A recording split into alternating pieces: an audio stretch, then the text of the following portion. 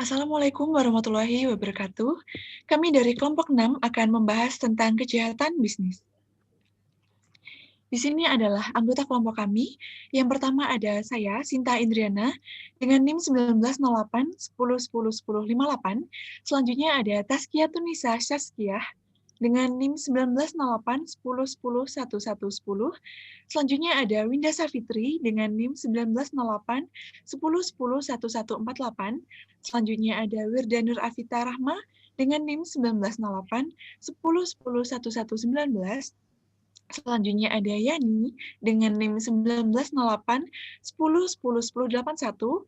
Selanjutnya ada Zainul Abidin dengan NIM 1908 10 10 10 65. Dan yang terakhir ada Sudara Wilah dengan NIM 1908 10 10 10 39. Nah, berikut yang akan kami bahas, diantaranya ada pengertian kejahatan bisnis, penyebab terjadinya kejahatan bisnis, macam-macam kejahatan bisnis, dan juga contoh kasus kejahatan bisnis. Baik, yang pertama akan kita bahas tentang pengertian kejahatan. Terjadinya perubahan nilai-nilai values dalam masyarakat ketika suatu aktivitas bisnis dioperasikan sedemikian rupa sehingga sangat merugikan masyarakat luas. Nah, perkembangan dunia bisnis atau dunia usaha pada saat ini berkembang pesat. Nah, dan dalam hal itu merupakan ranah yang memiliki persaingan yang sangat ketat di dalamnya. Persaingan dalam dunia bisnis bagi para pebisnis merupakan hal yang tentu sangat lumrah kita temui. Mereka menggunakan berbagai cara agar bisnis yang mereka bangun itu bisa berkembang dengan baik dan pendapatan yang diperolehnya juga banyak. Nah, dalam dunia ekonomi, ini dikenal dengan istilah persaingan yang sempurna agar hasil yang diperolehnya nanti ideal. Nah, namun dalam prakteknya, sulit ditemukan untuk mencapai persaingan yang sempurna ini. Banyak pebisnis yang hanya mementingkan keuntungan semata dengan melakukan cara apapun agar usahanya selalu mendapatkan keuntungan. Dan dia tidak segan untuk melakukan pelanggaran etika bisnis yang jujur dan dapat dipercaya. Nah, pelanggaran yang dilakukan ini tentunya sangat merugikan masyarakat luas dan juga negara. Kejahatan bisnis pada saat ini telah berkembang dan kompleks yang melibatkan berbagai pelaku yang memiliki kepentingan dalam tanda kutip, mulai dari pihak pemerintah, pihak perusahaan, suatu institusi, perorangan, birokrat, dan juga hingga dari kalangan yang profesional.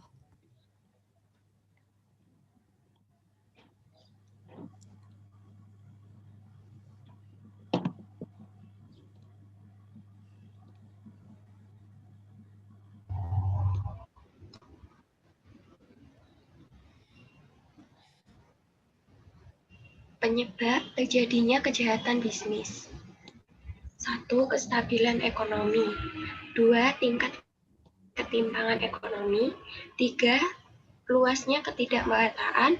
4. Kecemburuan sosial. Dan 5. Rasa ingin menjadi penguasa.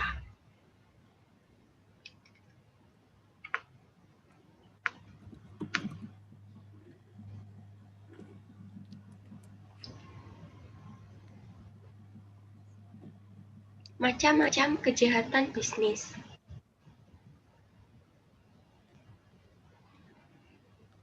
1. Pelanggaran hak cipta adalah penggunaan karya berhak cipta yang melanggar hak eksklusif pemegang hak cipta, seperti hak reproduksi, mendistribusikan, menampilkan, atau memamerkan karya berhak cipta, atau membuat karya turunan tanpa izin dari pemegang hak cipta yang biasanya penerbit atau usaha lain yang mewakili atau ditugaskan oleh pencipta karya tersebut. Contohnya, pembajakan perangkat lunak. Misalnya, kita semua menggunakan Microsoft Word. Pasti dari kita semua menggunakannya tanpa membelinya. Itu termasuk pelanggaran hak cipta.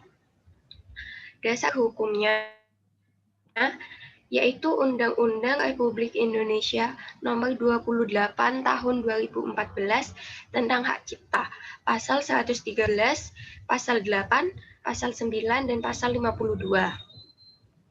Yang kedua, kejahatan bisnis dalam kasus lisensi dan waralaba. Kasus lisensi sering terjadi mulai dari penduplikatan nama merek atau plagiatan merek dagang. Hal ini sudah tertera jelas pada pasal 3 Undang-Undang tahun 2001. Hak eksklusif yang diberikan oleh negara kepada pemilik merek yang terdaftar dalam daftar umum merek untuk jangka waktu tertentu dengan menggunakan sendiri merek tersebut atau memberikan izin kepada pihak lain untuk menggunakannya.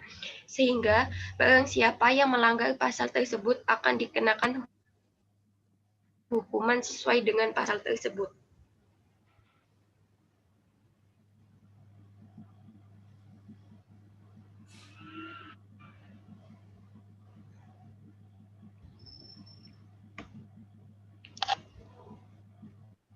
Macam dari kejahatan bisnis yang ketiga yaitu manipulasi data. Manipulasi data di mana sebuah proses rekayasa dengan melakukan penambahan, persembunyian, penghilangan, atau pengkaburan terhadap bagian atau keseluruhan sebuah realitas, kenyataan, fakta-fakta, ataupun sejarah yang dimana hal tersebut dilakukan berdasarkan sistem perancangan sebuah tata sistem nilai. Manipulasi adalah bagian penting dari tindakan penanaman gagasan, sikap, sistem berpikir, perilaku, dan kepercayaan tertentu. Dalam macam kejahatan bisnis yang ketiga ini, contohnya kasus manipulasi data maskapai Garuda Indonesia yang berawal dari hasil laporan keuangan Garuda Indonesia untuk tahun buku 2018. Dalam laporan keuangan tersebut, Garuda Indonesia Group membukukan laba bersih sebesar 809,85 US dollar atau setara dengan 11,33 miliar rupiah. Di sini menggunakan asumsi kurs 14.000 rupiah per dolar Amerika Serikat. Angka ini melonjak tajam dibandingkan pada tahun 2017 yang dimana menderita kerugian sebesar 216,5 juta US dollar. Namun, laporan keuangan tersebut menimbulkan polemik lantaran dua komisaris Garuda Indonesia, yaitu Syairal Tanjung dan juga Doni Oskaria, yang saat ini sudah tidak menjabat, menganggap bahwa laporan keuangan pada tahun 2018 Garuda Indonesia tidak sesuai dengan pernyataan standar akuntansi keuangan atau disebut dengan PSAK. Dalam macam kejahatan bisnis yang ketiga ini, dasar hukumnya adalah Undang-Undang Nomor 31 Tahun 1999, yaitu tentang pemberantasan tindak pidana korupsi. Selain contoh di atas, pada ranah e-commerce juga sering terjadi. Biasanya para peretas mengganggu transaksi bisnis selama momen-momen retail besar seperti Hari Belanja Online Nasional atau disebut dengan Harbolnas. Hacker mengincar situs e-commerce dengan cara meningkatkan trafik pada bagian-bagian yang biasanya tidak aktif, dengan cara mengubah algoritma situs tersebut sehingga sumber dayanya dialihkan ke bagian-bagian yang tidak penting. Nah, hal ini menyebabkan kerugian finansial bagi platform e-commerce dan juga para vendors-nya.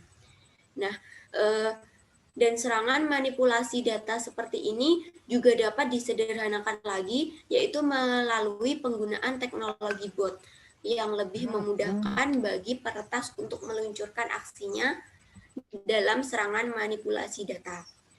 Untuk macam kejahatan bisnis yang keempat, yaitu kekerasan terhadap tenaga kerja.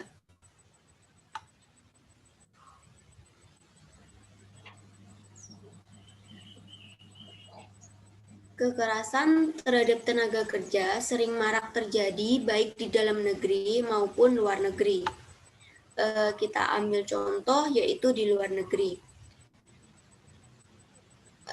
Seperti TKI di luar negeri, seringkali hak-hak sebagai warga negara Indonesia terlupakan oleh pemerintah Indonesia. Mereka hanya dianggap sebagai pemenuh kebutuhan pasar, bukan. Nah, pada kejahatan terhadap tenaga kerja, kita ambil contoh luar negeri, yaitu TKI atau Tenaga Kerja Indonesia yang di luar negeri. TKI ini sering kali hak-hak sebagai warga negara Indonesia terlupakan oleh pemerintah. Nah, mereka hanya dianggap sebagai pemenuh kebutuhan pasar, bukan sebagai warga negara Indonesia yang sedang bekerja di luar negeri. Contohnya, yaitu mantan pekerja rumah tangga yang bernama Erwiana Sulastiningsih menderita penganiayaan selama berbulan-bulan antara bulan Mei 2013 sampai dengan Januari 2014, yaitu di tangan majikannya sendiri di negara Hong Kong. Warga negara Indonesia ini saat itu berusia 23 tahun, kembali ke negara asalnya pada tanggal 10 Januari 2014, yaitu dalam kondisi kritis dan sedang dirawat di Rumah Sakit Sragen, Jawa Tengah. Pengadilan mendengar bahwa Erwiana harus menahan tabung logam dari penyedot debu yang dimasukkan ke mulutnya dan sampai melukai bibirnya yang dilakukan oleh majikannya sendiri. Dalam kasus ini, dasar hukum yang dipakai yaitu Undang-Undang Nomor 39 Tahun 2004, yaitu tentang penempatan dan perlindungan tenaga kerja Indonesia di luar negeri.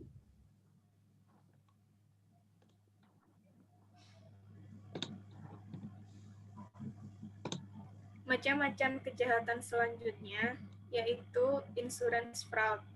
Fraud dalam dunia asuransi didefinisikan sebagai tindakan sengaja yang dilakukan oleh tertanggung atau pihak ketiga untuk mendapatkan keuntungan dari pihak asuransi yang bukan menjadi haknya. Kemudian, contoh dari insurance fraud adalah terjadi kasus para nasabah secara sengaja memalsukan dan memanipulasi syarat-syarat untuk dapat mengklaim asuransi. Misalnya, pada asuransi kesehatan, nasabah dengan sengaja berpura-pura dan mengkondisikan dirinya sakit agar dapat mengklaim asuransi. Bahkan ada pula yang mengkondisikan sakit yang parah agar mendapat asuransi yang besar. Insurance fraud ini diatur dalam pasal 1328 KUH Perdata, di mana penipuan merupakan suatu alasan untuk pembatalan perjanjian apabila tipu muslihat yang dipakai oleh salah satu pihak adalah sedemikian rupa, sehingga terang dan nyata bahwa pihak yang lain tidak telah membuat perikatan itu jika tidak dilakukan tipu muslihat tersebut. Penipuan tidak dipersengketakan, tetapi harus dibuktikan.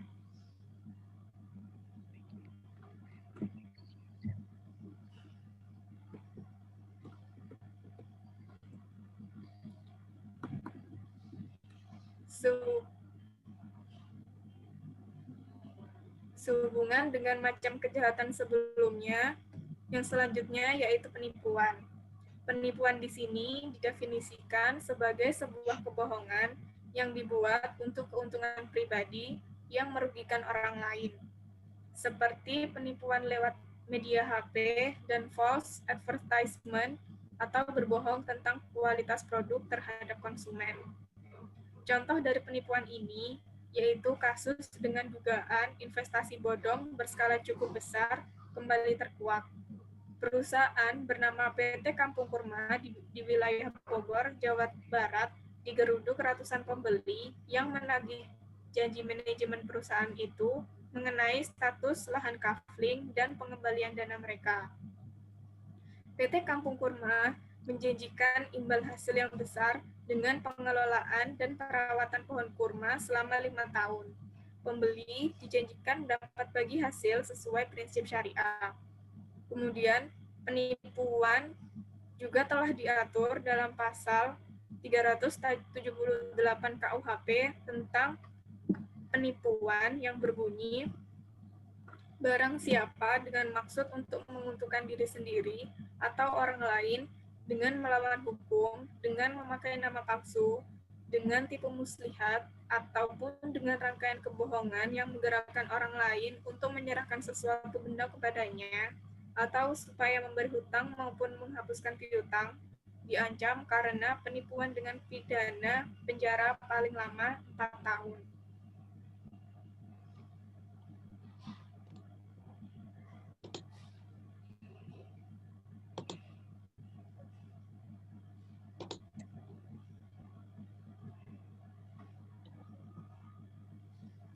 Macam-macam kejahatan bisnis selanjutnya yaitu penggelapan dana. Penggelapan adalah suatu tindakan menyembunyikan atau menyalahgunakan barang atau harta orang lain yang telah dipercayakan kepadanya yang dilakukan oleh satu orang atau lebih dengan tujuan menguasai dan memiliki barang atau harta tersebut. Contohnya yaitu si A hendak menjual mobil miliknya. Mengetahui hal tersebut, B menyatakan kepada A bahwa ia bisa menjualkan mobil A ke pihak ketiga. Setelah A menyetujui tawaran B, kemudian ternyata mobil tersebut hilang. Kasus di atas sejak awal B tidak berniat untuk menjualkan mobil A, namun memang hendak membawa kabur mobil tersebut. Termasuk sebagai penggelapan jika pada awalnya memang B berniat untuk melaksanakan penawarannya, namun di tengah perjalanan B berubah niat dan membawa kabur mobil tersebut. Dasar hukum dari penggelapan dana yaitu pada pasal 372 KUHP yang berbunyi barang siapa dengan sengaja dan melawan hukum memiliki barang tersebut yang seluruhnya atau sebagian adalah kepunyaan orang lain, tapi yang ada dalam kekuasaannya bukan karena kejahatan 4 tahun atau pidana dengan denda Rp400. Kemudian pasal 378 KUHP, barang siapa dengan maksud untuk menguntungkan diri sendiri atau orang lain secara melawan hukum dengan memakai nama palsu atau martabat palsu dan tipu muslihat ataupun rangkaian kebohongan menggerakkan orang lain untuk menyerahkan barang sesuatu kepadanya atau supaya memberi hutang maupun menghapus piutang, diancam karena penipuan dengan pidana penjara paling lama yaitu 4 tahun. Selanjutnya,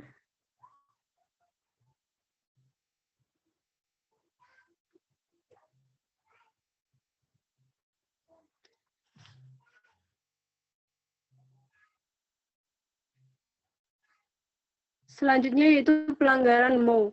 Nota kesepahaman atau juga bisa disebut dengan Memorandum of Understanding atau MOU atau prakontrak merupakan perjanjian pendahuluan yang mengatur dan memberikan kesempatan kepada para pihak untuk mengadakan studi kelayakan terlebih dahulu sebelum membuat perjanjian yang lebih terperinci dan mengikat para pihak pada nantinya. Sebuah perusahaan kontraktor menjalin kerjasama dengan pihak A, kemudian itu membuat nota kesepakatan atau perjanjian. Dalam nota tersebut terdapat kesepakatan bahwa perusahaan kontraktor akan menyelesaikan sebuah gedung dengan kurun waktu yang telah disepakati kedua belah pihak. Namun di sini perusahaan kontraktor tidak menempati perjanjian yang telah dibuat, sehingga terjadi konflik karena pihak kontraktor tidak memenuhi tanggung jawabnya. Dasar hukum dari pelanggaran MOU adalah pasal 12 tentang penyelesaian masalahnya. Dalam hal tersebut terjadi perselisihan antara para pihak sebagai akibat dari pelaksanaan perjanjian ini, maka para pihak dengan sepakat menyelesaikan secara damai dengan musyawarah. Kemudian, yang kedua, dalam hal penyelesaian masalah secara musyawarah tidak mencapai kesepakatan, maka para pihak sepakat menyelesaikan dengan cara hukum di pengadilan.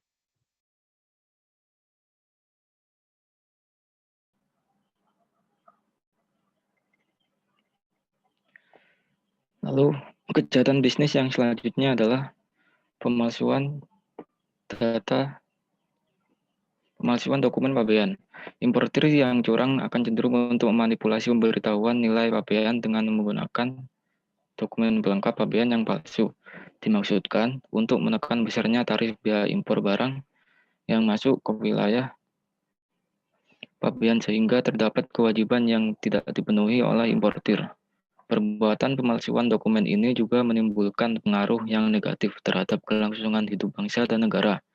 Dampak yang dapat dirasakan secara langsung yaitu mengakibatkan kerugian dalam penerimaan negara dari biaya masuk serta pungutan-pungutan lain yang seharusnya diterima melalui Direktorat Jenderal Bea dan Cukai. maupun kerugian yang tidak langsung, yaitu mengakibatkan kemacetan dan hambatan produksi dalam negeri sehingga merugikan pihak yang berkepentingan dalam hal impor barang. Pemalsuan dokumen pabean ini diatur dalam pasal 103 Undang-Undang Nomor 17 Tahun 2006 tentang perubahan atas Undang-Undang Nomor 10 Tahun 1995 tentang kepabeanan. Setiap orang yang A. menyerahkan pemberitahuan pabean dan atau dokumen pelengkap pabean yang palsu atau dipalsukan. B. membuat, menyetujui, atau turut serta dalam pemalsuan data ke dalam buku atau catatan. C. memberikan keterangan lisan atau tertulis yang tidak benar yang digunakan untuk pemenuhan kewajiban pabean. Atau D. menimbun, menyimpan, memiliki, membeli, menjual, menukar, memperoleh, atau memberikan barang impor yang diketahui atau patut diduga berasal dari tindak pidana sebagaimana dimaksud dalam pasal 102, dipidana dengan pidana penjara paling singkat 2 tahun dan pidana penjara paling lama 8 tahun dan atau pidana denda paling sedikit 100 juta rupiah dan paling banyak 5 miliar rupiah.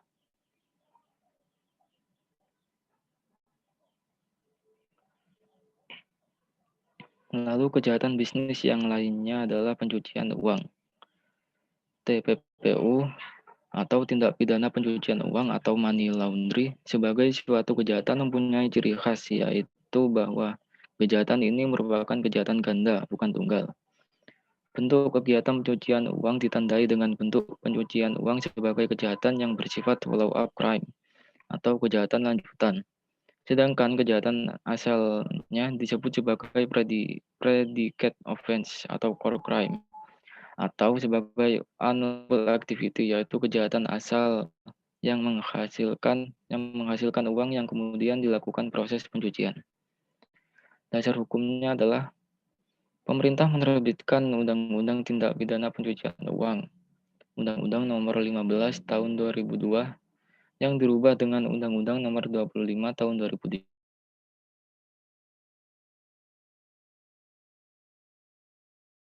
Pencegahan dan pemberantasan tindak pidana pencucian uang dan berbagai undang-undang yang terkait seperti Undang-Undang Tindak Pidana Korupsi dan lain-lain. Bank Indonesia menerbitkan PBI nomor 3/10/PBI tanggal 18 Juni 2001 dan PBI nomor 3/23/PBI/2001 tentang penerapan prinsip mengenal nasabah atau Know Your Customer Principle. Terakhir, PBI nomor 11/28/PBI/2009.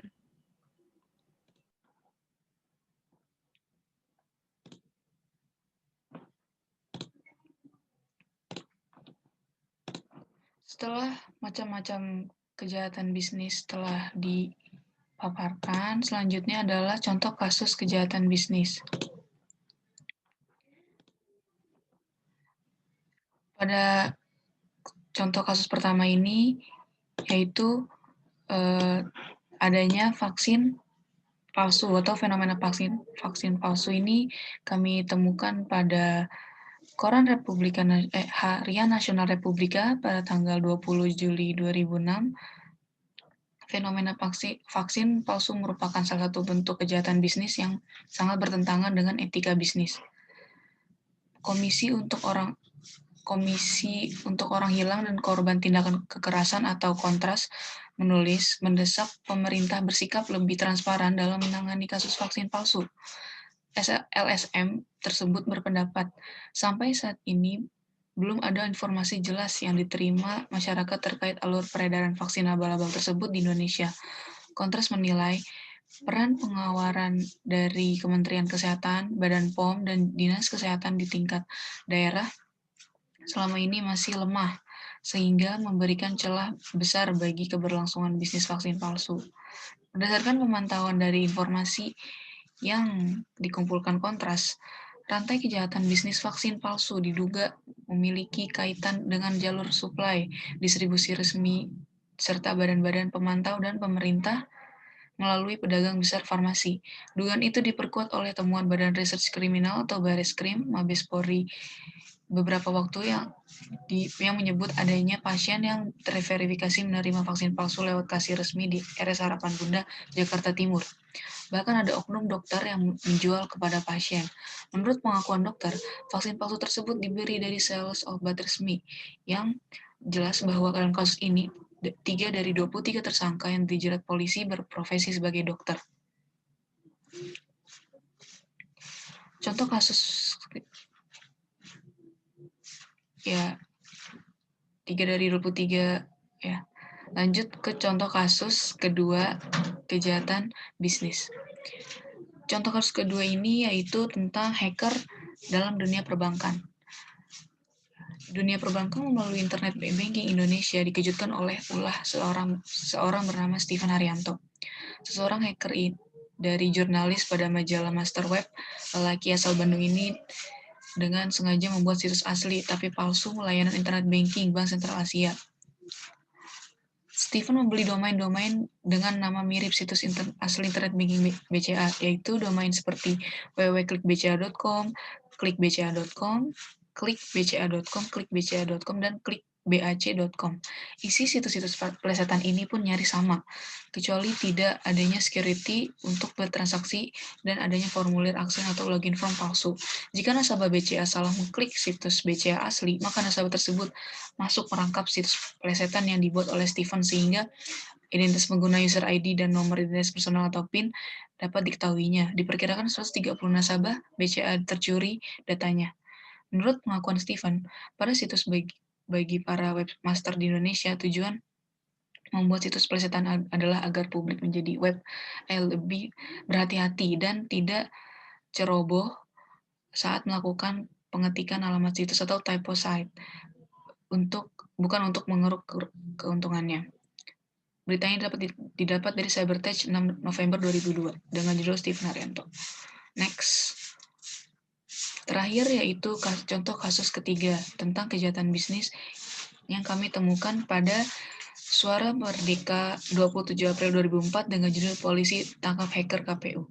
Seorang hacker bernama Dandi Hermansyah pada tanggal 17 April 2004 melakukan device dengan mengubah nama-nama partai yang ada dengan nama-nama buah dan dalam website www.kpu.go.id yang mengakibatkan berkurangnya kepercayaan masyarakat terhadap pemilu yang sedang berlangsung pada saat itu. Device adalah perubahan pada tampilan atau penambahan materi pada suatu website yang dilakukan oleh hacker. Dikhawatirkan, selain nama-nama partai yang diubah, bukan tidak mungkin angka-angka jumlah pemilih yang dimaksud di sana menjadi tidak aman dan dapat diubah. Padahal dana yang dikeluarkan untuk sistem teknologi informasi yang digunakan oleh KPU sangat besar. Untung sekali bahwa apa yang dilakukan oleh Dandi tersebut tidak dilakukan dengan motif politik, melainkan hanya sekedar menguji suatu sistem keamanan yang biasa dilakukan oleh kalangan underground, yaitu istilah bagi dunia hacker untuk komunitasnya. Terbukti setelah melakukan hal tersebut, Dandi memberitahukan apa yang telah dilakukannya pada hacker lain melalui chatroom IRC khusus hacker, sehingga akhirnya tertangkap oleh penyidik dari Polda Metro Jaya yang telah melakukan monitoring di chatroom tersebut.